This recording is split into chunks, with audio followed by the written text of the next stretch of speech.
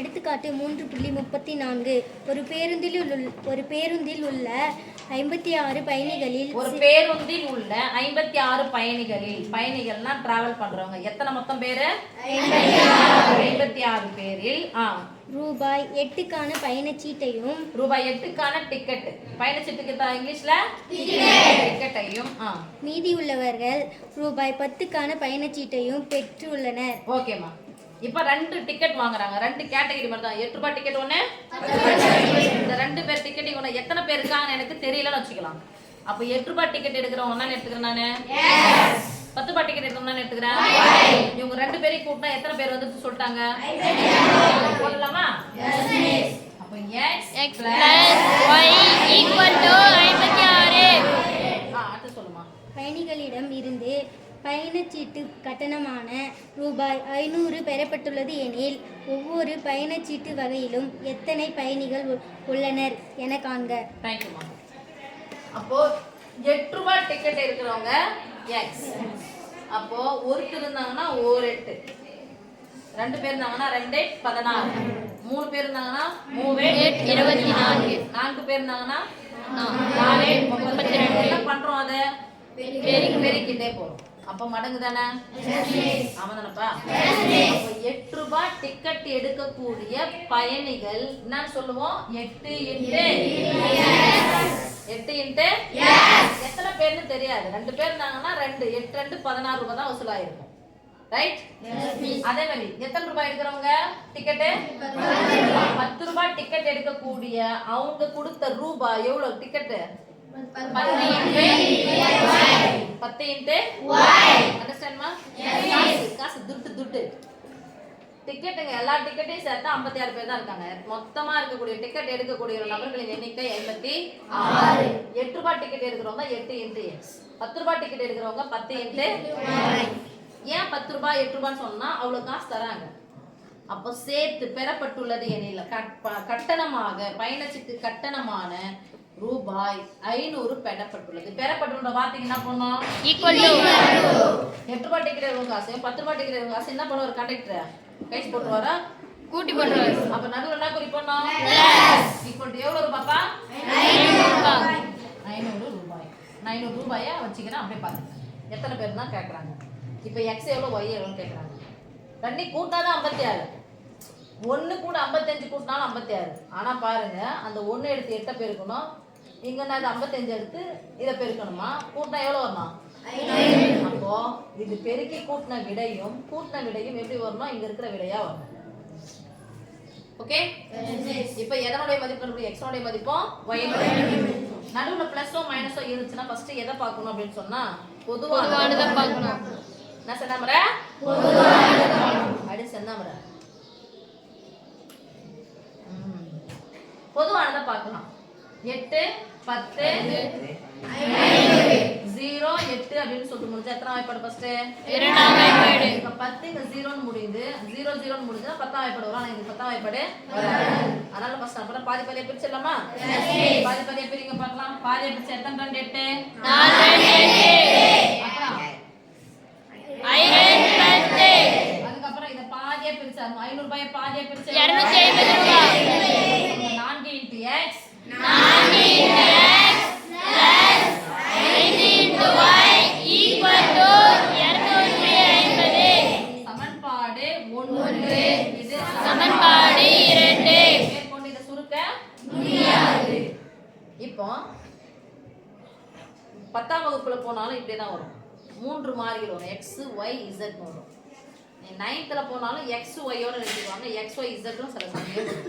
இப்போ உங்களுக்கு x y மட்டும் தான் வந்திருக்கு. இந்த சமன்பாடுகளை ஃபர்ஸ்ட் அப்புறம் நீக்கல் முறையில நம்ம தீர்க்கலாம். வேற பிரதியிடல் முறை தேவையில்லை. நீக்கல் முறை என்ன முறை? நீக்கல் முறை. என்னன்னு பாருங்க. நீக்கல் முறைனா 1ஆம் சமன்பாடு 2ஆம் சமன்பாடு பாருங்க. ஆர்டரா இருக்கான்னு பாருங்க. ஃபர்ஸ்ட் கண்டிஷன் ஆர்டரா இருக்கும். என்ன order? x y equal to ஆர்டரா இருக்கு. அதான் அந்த ஆர்டர் பிரகாரம் அது இருக்கும். அடுத்த கண்டிஷன் கெழுக்களை பார்க்கணும். கெழுக்கல்ல அங்க எத்தனை x இருக்கு? ஒரு x. முன்னாடி ஒண்ணுமே இல்லனா என்ன அர்த்தம்? ஒண்ணு. எப்படி குறியே இல்லனா பிளஸ் இருக்குன்னு அர்த்தமோ அதே மாதிரி ஒண்ணுமே இல்லனா என்ன அர்த்தம்? ஒண்ணு. அடுத்து y எத்தனை y இருக்கு? ஒரு y. இங்க பாருங்க x எத்தனை x இருக்கு? 4x. எத்தனை y இருக்கு? 5y. இதனுடைய கெழு இதனுடைய கெழுவும் சமம் இல்லை. அப்ப என்ன பண்ணணும்? சமப்படுத்தணும். சமமா இருக்கும். அப்ப ஒண்ணுமே இல்லைன்னா என்ன இருக்குதுன்னு அர்த்தம்? எதனா இங்க ஒரு எக்ஸ் இருக்கா எக்ஸ் வரணும், 4 எக்ஸ் வந்துச்சுன்னா அந்த எக்ஸ் கேன்சல் ஆயிடும், ஒய்னுடைய மதிப்பு கிடைக்கும். சப்போஸ் இல்லைங்க நான் 5 போட்டுக்கிறேன், 5y வர வச்சுன்னா யார் கேன்சல் ஆயிடுவாங்க? y cancel. யாருடைய மதிப்பு கிடைக்கும்? x உடைய மதிப்பு கிடைக்கும். சரியா? அப்போ கெழுக்களை பார்க்கணும். கெழுக்களை பார்த்துட்டு மாறிகளின் கெழுக்களை பார்த்துட்டு மாறிகளின் கெழுக்களை சமப்படுத்த வேண்டும்.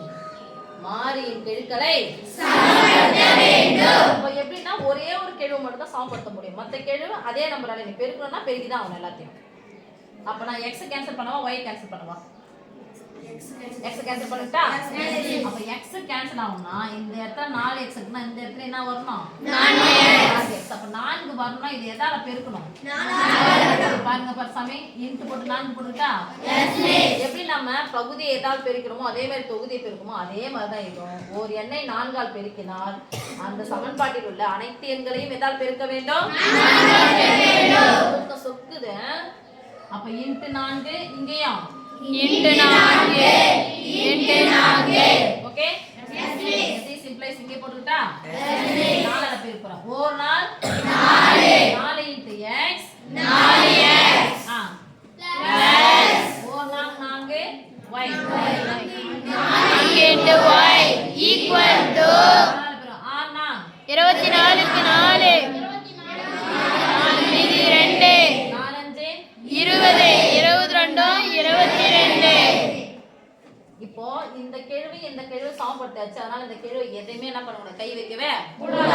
அப்படியே நேரா எடுத்துட்டு வந்து அதுக்கு நேரா எழுதிக்கோங்க. இங்க போட்டுக்கிறேன். this implies 4x plus 250 கேட்கல. இப்போ இந்த சமன்பாட்டை தீர்க்கிறதுக்காக கூட்டல் கழித்தல போடுவோம்ல, கீழே ஒரு கோடு, அதான் இந்த கோடு பைன்னு சொல்லிடாதீங்க. இப்போ 4x 4x குறிகள் ஒரே மாதிரி இருந்தா என்ன பண்ண முடியாது? கேன்சல் பண்ண முடியாது. அப்ப குறி என்ன பண்ணணும்? மாத்தணும். குறியே மாத்து. முன்னாடி குறி இல்லைன்னா அர்த்தம் பிளஸ். பிளஸ் ஆனா குறியே மாத்து. ஒண்ணுத்துக்கு மட்டும் செய்யக்கூடாது, சமன்பாட்டுக்கு ஃபுல்லாவே செய்யணும்.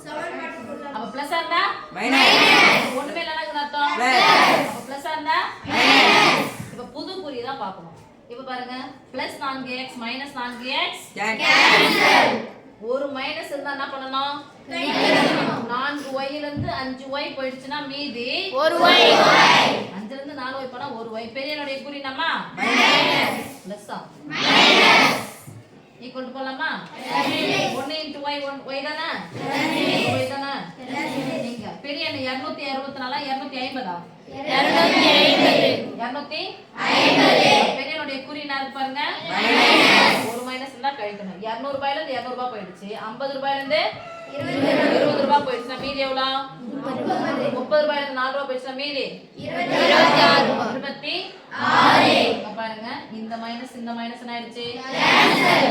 y என்ன பண்ணோம்? பாக்ஸ் போட்டுங்கன்னா எழுதணும். இப்ப y னுடைய மதிப்பு யாருடைய மதிப்பு வேணும்? அப்ப x னுடைய மதிப்பு என்ன? சமன்பாடு ஃபுல்லா எழுதுங்க. x